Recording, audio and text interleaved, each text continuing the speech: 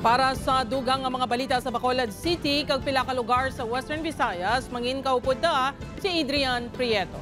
Adrian?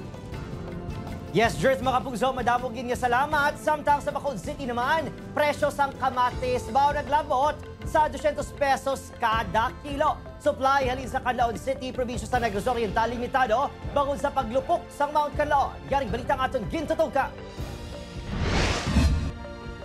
Kung sa to, yara lang sa 140, tubtob 150 ang kada kilo sang kamatis. Sa una nga simana sa Enero, naglabot na ini sa 180, tubtob 200 pesos kada kilo.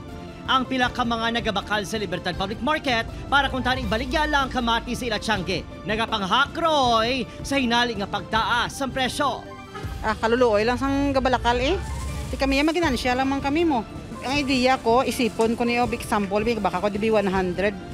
Isipon ko kung pila kabilog, tapos i-divide ko na siya. Ginabaligya ko na nitag 5. Kaya pangit naman sila sang manami nga klase.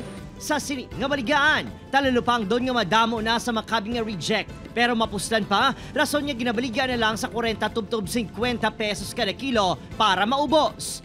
Si Rolando nga nagaluto para sa charity nga nagatatap sa makatigulangan kag kabataan. Nag-adjust man sa kadamuon sa ginabakal nga kamatis kag iban pa nga kararuton. Kamahal naman sa tanan niya ng balaklon mo, tiway tamay mo, kundi baklon yun kay para makakaon man ang galilistar to. Isa pa lang gani ka kilo kanto nga, sobra na 400 nga kamatis. Sunod sa managbaligya nga si Angeles nga nagapuyo sa Barangay Pula, Canlaon City nga kabahin sang 6 km permanent danger zone. Apektado sang paglupok sa Mount Canlaon ang ilang mga pananom. Kung pananom to, ubos man sa abo. Pag-abot bahal. Once na sa maanuhan sa abo, ano na siya dayon, lata na siya dayon diretso.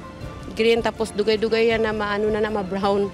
Bangod sa aktibidad sa bulkan sa Disyembre, ginadumilian ko ng pagtanom lapit sa tiilan sa bulkan rason nga kulang gid ang supply. Hindi pa mabanta sa mga manugbaligya kung saan mabalik sa normal ang supply sa kamatis. Kag iban pa nga ulutanon, halin sa Canlaon City, samtang padayon nga ginabantayan ang aktibidad sang bulkan. 180.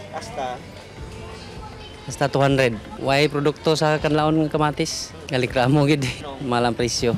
Opo, Kiril Casillo, Adrian Prietos, Western Visayas.